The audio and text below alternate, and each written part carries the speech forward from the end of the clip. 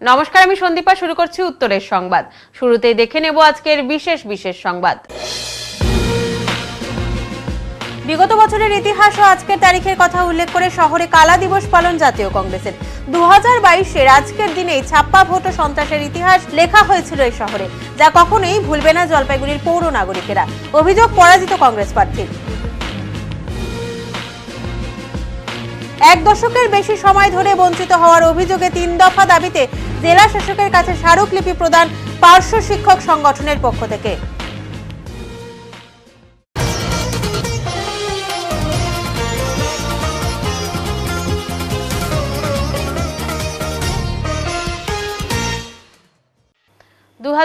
সালের আজকের দিনে অনুষ্ঠিত হওয়া জলপাইগুড়ি পৌরসভার নির্বাচনের ছাপ্পা ভোটের কালা দিনের কথা উল্লেখ করে কালা দিবস পালন জাতীয় কংগ্রেস দলের। বৃহস্পতিবার জলপাইগুড়ি শহর ব্লক কংগ্রেসের পক্ষ থেকে আজকের দিনটিকে কালা দিবস হিসেবে চিহ্নিত করে বর্তমান তৃণমূল পরিচালিত পৌরসভার চেয়ারম্যান ও ভাইস চেয়ারম্যানকে ধিক্কার জানিয়ে একটি মিছিল শহরের বিভিন্ন পথ পরিক্রমা করে পৌর কার্যালয়ের সামনে পৌঁছে ধিক্কার জানানোর পাশাপাশি প্রতিবাদের সরব হয়ে ওঠে। এই প্রসঙ্গে পৌরসভার 24 নম্বর ওয়ার্ডের কংগ্রেস কাউন্সিলর অমলান মুন্সি বলেন, আজ 27 ফেব্রুয়ারি 2022 সালে আজকের দিনে অনুষ্ঠিত হয়েছিল এই পৌর বোর্ড গঠনের জন্য নির্বাচন।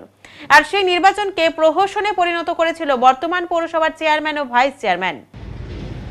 যে সেদিন যেভাবে গণতন্ত্রকে ভুল ইঙ্গিত করে রক্তাক্ত করে পৌরসভা দখল করা হয়েছিল শাসক দলের পক্ষ থেকে, সেই ইতিহাস যেন জলপাইগুড়ির মানুষ ভুলতে না পারে, সেই ইতিহাস যেন জলপাইগুড়ির মানুষ ভুলে না যায়, তার জন্য জলপাইগুড়ির মানুষকে আমরা গণতান্ত্রিক পদ্ধতিতে প্রতি বছর এই দিনটিতে স্মরণ করিয়ে দেওয়ার যে ব্যবস্থা করি, সেই আন্দোলনেই আজকে আমরা পৌরসভার গেটে এসছি।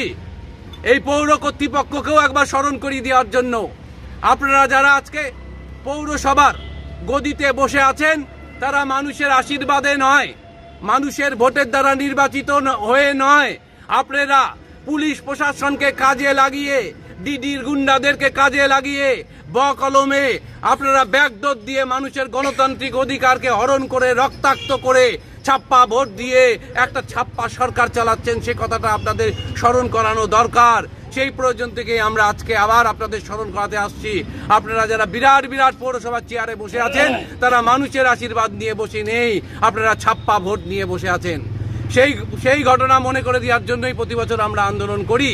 এবং এই বছর যে আন্দোলন করছি সেটা হচ্ছে আমরা মৌন, অর্থাৎ আওয়াজ না করে, শাউটিং না করে থানা মোড় থেকে পৌরসভার গেট পর্যন্ত এক মিছিল করেছি, যেখানে কোনো শাউটিং হয়নি। কারণ আমরা জানি যেটা পরীক্ষার মরশুম চলছে, বিভিন্ন ধরনের পরীক্ষা চলছে, এই সময় মাইক নিয়ে পরীক্ষার্থীদের বিভ্রান্তিকর পরিস্থিতির মধ্যে ফেলা আমাদের কাজ নয়।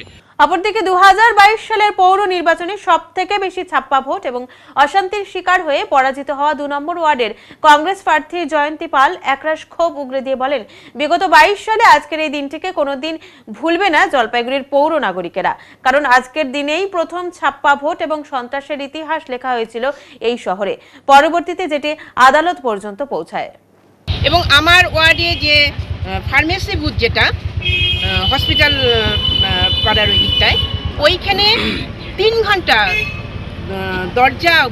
বুথের দরজা আটকে ওইখানে ছাপ্পা ভোট পড়ে এবং যারা ছিল ভোট দিতে গিয়েছিল তাদেরকে রিভলভার শো করা হয় এবং এত বাজেভাবে তাদেরকে তাড়িয়ে দেওয়া হয়, মানুষজন ভোট দিতে পারেনি, তাদের যে অধিকার তারা রাখতে পারেনি। এখানে আমার জলপাইগুড়ির বেশিরভাগ ওয়ার্ডে এই ঘটনা ঘটেছে এবং কোনো ওয়ার্ডে ইভিএম মেশিনটা অবধি ভেঙে দেওয়া হয় এবং জোর জুলুম করে আমাদের প্রার্থীদেরকে ওইখান থেকে বের করে দিয়ে তারা বুথ জ্যাম করে ভোট করেছে। আজকে আমরা ওই 3 বছর হলো আজকে যে প্রশাসন বা পৌর বোর্ড, এটা তো পুরোপুরি মানে এটা অনৈতিকভাবে ওনারা চলছেন। এটা আমরা আজকে জলপাইগুড়িবাসীকে স্মরণ করিয়ে দিতে চাচ্ছি যে এই প্রশাসন এই বোর্ড চালানোর উপযুক্ত নয়, তারা ছাপ্পা করে জিতেছে। এটা আমরা আজকে ওই জন্য আমরা মৌনভাবে আজকে আমরা এখানে এসেছি মিছিলটা করে, এবং আমরা আমাদের জলপাইগুড়িবাসীকে এটা স্মরণ করিয়ে দেওয়ার জন্য আবার আজকে আমরা সবাই এই এক জায়গায় মিলিত হয়েছি। শিবরাত্রি উপলক্ষে আজ কয়েকশো মানুষকে খিচুড়ি ও সবজি প্রদান করা হলো। আজ মিউনিসিপ্যালিটি মার্কেট ট্যাক্সি স্ট্যান্ডের সদস্যরা প্রতি বছর শিব পূজা উপলক্ষে খিচুড়ি বিতরণ করে থাকেন। এবারও কয়েকশো মানুষকে খিচুড়ি লাবড়া পেট ভরে খাওয়ানোর উদ্যোগ নিয়েছিলেন তারা। এদিন মানুষ লাইন দিয়ে খিচুড়ি ও লাবড়া গ্রহণ করেন।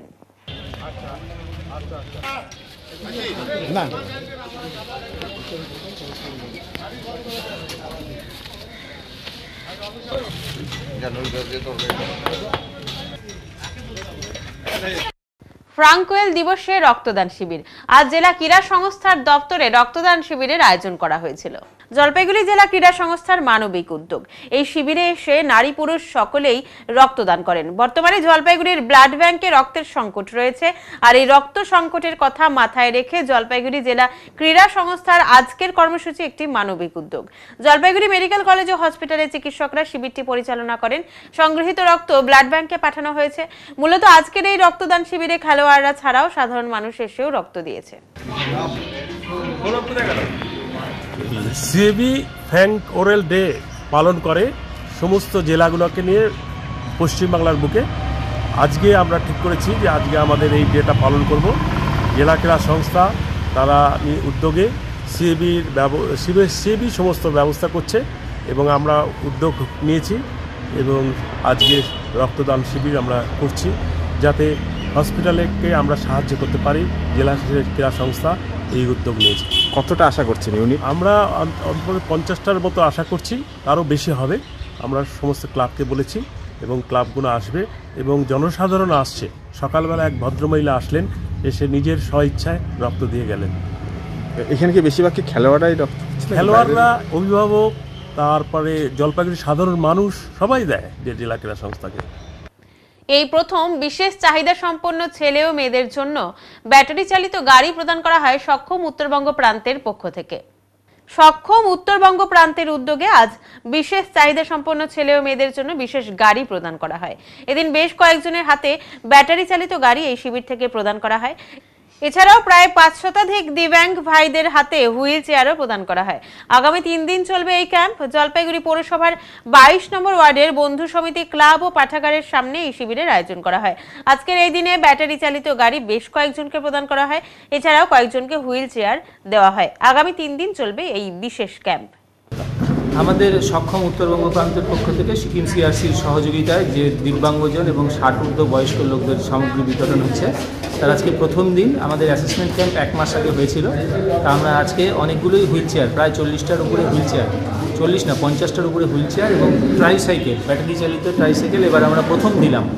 আমাদের বাবু প্রথম পেলেন। আর এটা পেলে সুবিধা অনেকই, এটাতে ব্যাটারি চালিত গাড়ি, মানে কায়িক পরিশ্রমটা ওই হুইল চেয়ার ট্রাইসাইকেলগুলোর দামে যেটা কষ্ট হয় সেটা হবে না এখানটায়। আমরা খুবই আনন্দিত আমাদের সংস্থার পক্ষ থেকে ওনাকে তুলে দিতে পেরে। আমরা কালকে পরশু আমাদের আরও ক্যাম্প আছে। আমরা প্রায় 500 টার্গেট এবং কাল পরশুর ক্যাম্পে আমরা 500টার উপরে অ্যাসেসমেন্ট করে আমরা পরে তুলে দেবো জিনিসগুলো। আপনার নাম? আমার নাম তনয় দাস। সহযোগিতায় এই জিনিসগুলো দেওয়া হচ্ছে। এখন নিচ্ছি ছোট্ট একটি বিরতি, ফিরে আসছি একটু পরে, সঙ্গে থাকুন। সব সময় সব দিকের সব খবর পেতে সাবস্ক্রাইব করুন, বেল আইকনটি প্রেস করে আপডেট থাকুন।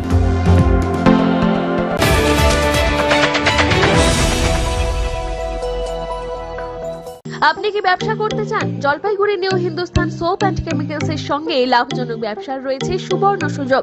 75 বছরের ঐতিহ্যবাহী মানসম্পন্ন লন্ড্রি সাবান, হ্যান্ডমেড, মেশিন মেড সাবান ও ডিটারজেন্ট পাউডার নিয়ে আমরা খুঁজছি নতুন ডিস্ট্রিবিউটর। তেল ভিত্তিক সাবান, নিরাপদ, কার্যকর, জামাকাপড় থাকে নতুনের মতো। লাভজনক এই ব্যবসার সুযোগ হাতছাড়া করবেন না। আজই যোগাযোগ করুন। নয়াবস্তিপাড়া, নিবেদিতা সরণি, জলপাইগুড়ি। যোগাযোগ নম্বর 9647800291 অথবা 9819680057।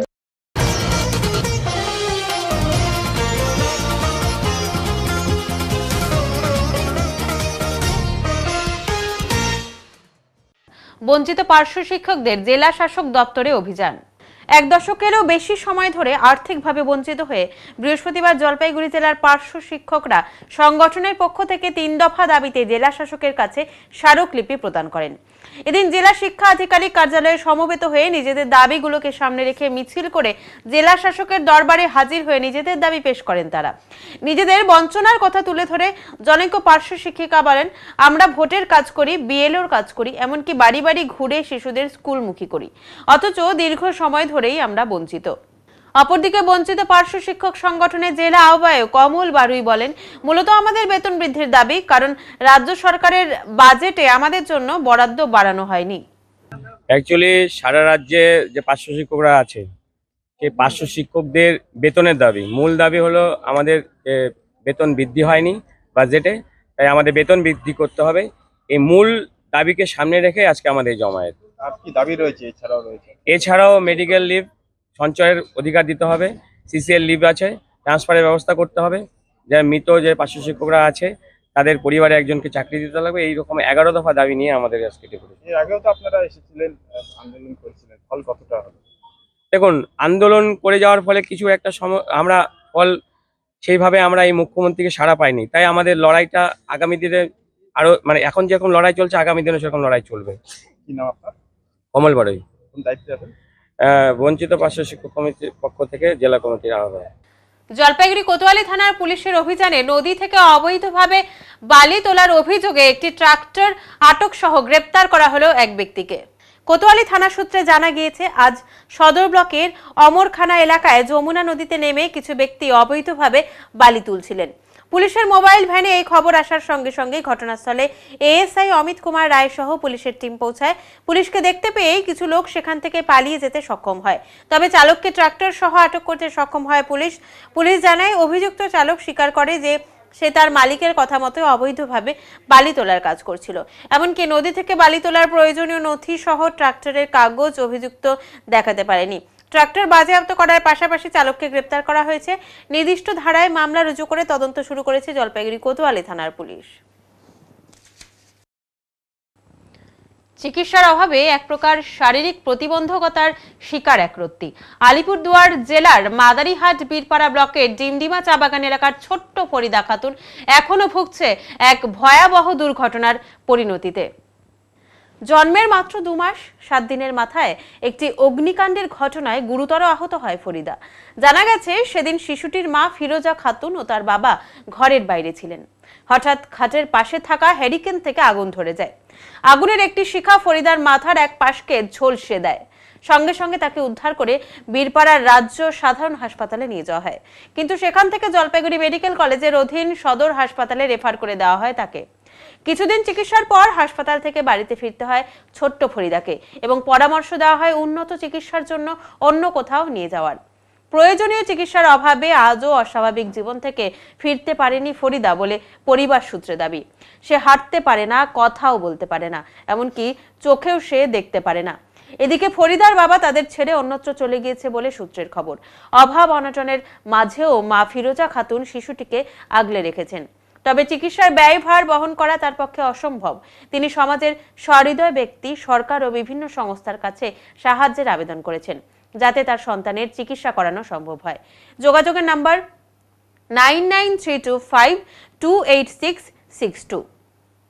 আমার মেয়ের সাথে 2 মাস 7 দিন বয়স হয়েছিল, তখন আমার মেয়ে আগুনে কিভাবে আগুনে পুড়ে গেছিল। তো হাসপাতাল নিয়ে গেছিলাম, ওখানে ডাক্তার তো দেখাইছি, কিন্তু অনেক দিন পরে অনেক রকম দুর্ঘটনা অসুবিধার কারণে আমি তো টাকা ফেলতে পারিনি, চিকিৎসা করতে পারিনি টাকার সমস্যার জন্য। আমার তো সেরকম টাকা পয়সা নেই, সেরকম অবস্থা নেই, তার জন্য আমি আর চিকিৎসা করতে পারিনি, বড় ডাক্তারের কাছে নিয়ে যেতে পারিনি। দিনের পর দিন আমার বাচ্চা এরকম ভালো হচ্ছে না, কথাও বলতে পারে না, খাইতেও পারে না, নিজের হাতে পায়ে চলতে পারে না, এইভাবে বিছানা শুয়ে আছে, কোনো সহযোগিতা পাচ্ছি না।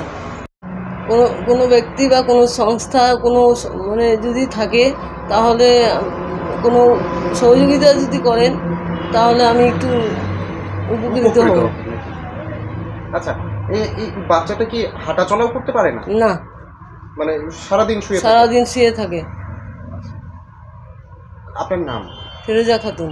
বাচ্চাটার কি নাম? ফরিদা খাতুন। আচ্ছা, আপনার কি স্বামী নেই? স্বামী আমাকে ছেড়ে চলে গেছে, বাচ্চাটাকেও দেখে নেই, কোনো কোনো সহযোগ দেখাশোনাই নেই। দেখাশোনা মানে যোগাযোগে নেই। আগেও খাওয়া পড়া দিত না, এখন ছেড়ে দিছে।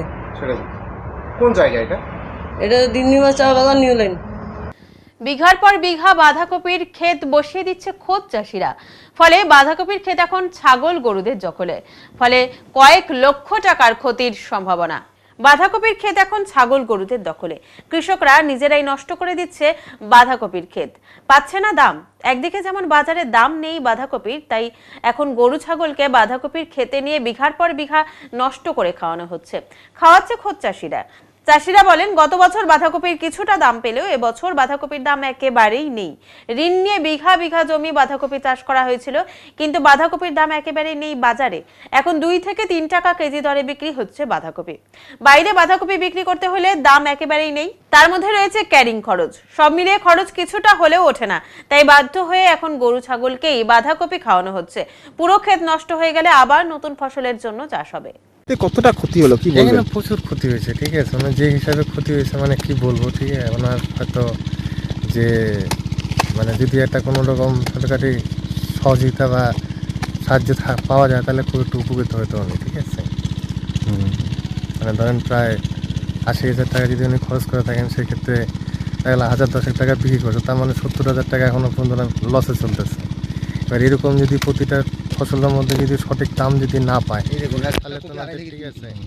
তো একটা কৃষকের তো খুবই অবস্থা খারাপের মধ্যে দেখা তারা আছে, পুরা লস। পুরা লস।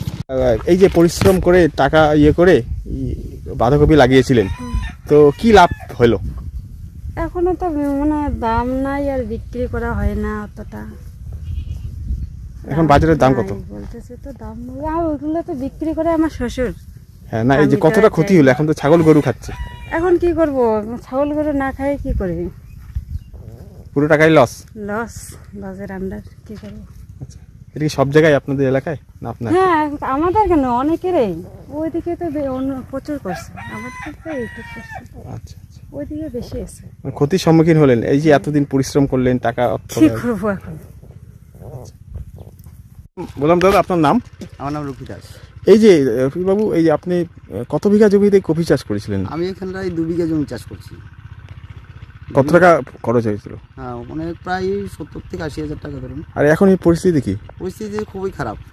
মোটামুটি মনে করেন 8 থেকে 10,000 টাকা বিক্রি করেছি, আর বাকিটা বিক্রি করতে পারিনি। আর হাটে নিলেও দাম নেই, পুরো লসে আছি। আর কপিগুলো তো নষ্ট হয়ে যাচ্ছে এইভাবে, কিন্তু হাটে নিলে বেচা কিনা হচ্ছে না।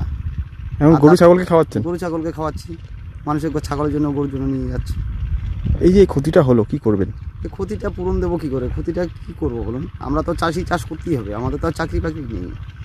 আমরা কৃষি দপ্তরকে জানিয়েছেন? কৃষি দপ্তরকে জানিয়ে কিছু হয়নি। আমি গত বছর এইভাবে লস খেয়েছি, কৃষি দপ্তরকে জানিয়ে কোনো কিছু হয়নি। আমার গত বছর 7 বিঘা লঙ্কা ছিল, তাতে আমার কোনো লাভ হয়নি। এবারও লস খেলেন? কাট আছে, এবারও লস। তাতে কিষানকে আপনার কৃষি অফিসে জানিয়েছি, কোনো দরখাস্ত করেছি, কোনো কাজ হয়নি। এখন নিচ্ছি ছোট্ট একটি বিরতি, ফিরে আসছি একটু পরে, সঙ্গে থাকুন। সব সময় সব দিকের সব খবর পেতে সাবস্ক্রাইব করুন, বেল আইকনটি প্রেস করে আপডেট থাকুন।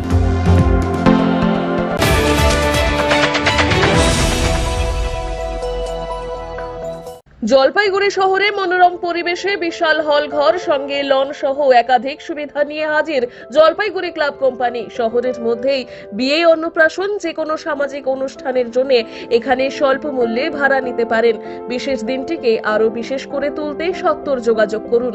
রয়েছে পার্কিং, সেলফি জোনের সুবন্দোবস্ত। প্রকৃতির ছোঁয়ায় মুক্ত পরিবেশে বিশেষ দিন উদযাপনে আজই যোগাযোগ করুন Jalpaiguri club company limited, PD কলেজের পাশে, ক্লাব রোড, ইউরোপিয়ান ক্লাব। যোগাযোগ নম্বর 9126014307।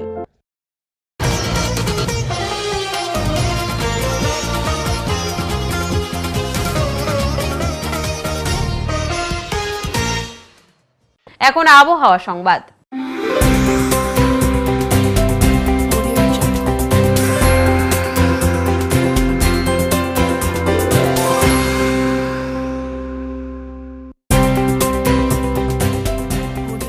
কেন্দ্রীয় আবহাওয়া দপ্তরের জলপাইগুড়ি কেন্দ্র থেকে পাওয়া তথ্য অনুযায়ী বৃহস্পতিবার দিনের সর্বোচ্চ তাপমাত্রা ছিল 30 ডিগ্রি সেলসিয়াস ও সর্বনিম্ন তাপমাত্রা ছিল 15.2 ডিগ্রি সেলসিয়াস। গত 24 ঘন্টায় কোনো বৃষ্টিপাত হয়নি। শেষ করবার আগে আজকের বিশেষ সংবাদ আরো একবার। বিগত বছরের ইতিহাস ও আজকের তারিখের কথা উল্লেখ করে শহরে কালা দিবস পালন জাতীয় কংগ্রেসের। 2022-এর আজকের দিনেই ছাপ্পা ভোট ও সন্ত্রাসের ইতিহাস লেখা হয়েছিল এই শহরে, যা কখনোই ভুলবে না জলপাইগুড়ির পৌর নাগরিকেরা। অভিযোগ পরাজিত কংগ্রেস প্রার্থীর। 1 দশকের বেশি সময় ধরে বঞ্চিত হওয়ার অভিযোগে 3 দফা দাবিতে জেলা শাসকের কাছে স্মারকলিপি প্রদান পার্শ্ব শিক্ষক সংগঠনের পক্ষ থেকে। উত্তরের মন পরিবেশিত উত্তরের সংবাদ এখনকার মতো এ পর্যন্তই। নমস্কার।